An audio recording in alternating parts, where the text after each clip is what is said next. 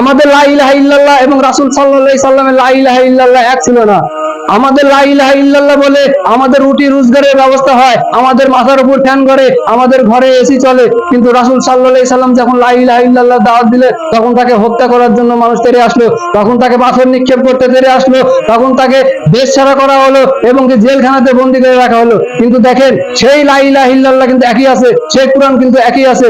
ওই যেই কোরআন বলে রাসূল সাল্লাল্লাহু আলাইহি সাল্লামকে ওই হত্যার হুমকি দেওয়া হয়তো, ওই কোরআন কিন্তু আমরা এখনো বলে বেড়াই এবং ওই কোরআনের কথাই বলে বেড়াই এবং ওই লা ইলাহা ইল্লাল্লাহ দাওয়াতি দিয়ে বেড়াই, কিন্তু আমাদের মাথার উপরে এসি করে, আমাদের মাথার উপরে এসি ঘরে। কিন্তু কিছু কিছু লোক আছে যারা জেলের মধ্যে পড়ে থাকে, কারণ ওরা রাসূল সাল্লাল্লাহু আলাইহি সাল্লাম যেভাবে লা ইলাহা ইল্লাল্লাহ শিখিয়ে দিয়ে গেছেন সেইটাই বলেছিল, এই কারণে। সুতরাং আপনার লা ইলাহা ইল্লাল্লাহ, আমার লা ইলাহা ইল্লাল্লাহ, রাসূল সাল্লাল্লাহু আলাইহি সাল্লামের লা ইলাহা ইল্লাল্লাহ এক না। আপনাকে জানতে হবে, আপনাকে দেখতে হবে যে আমাদের সমস্যা কোথায়, আমাদের কোথায় লা ইলাহা ইল্লাল্লাহর যে সমস্যা অবশ্যই দেখতে হবে। এটা মুখে বলার জিনিস না, এটা বুকে ধারণ করার জিনিস এবং এর পক্ষে এর উপর অনড় থাকার জিনিস। আপনি যখন লা ইলাহা ইল্লাল্লাহ বিশ্লেষণ করতে যাবেন তখন দেখবেন আপনি ইসলাম থেকে অনেক আগে দূরে সরে গেছেন, তখন আপনি দেখবেন যে আপনি ইসলাম থেকে অনেক আগে দূরে সরে গেছেন।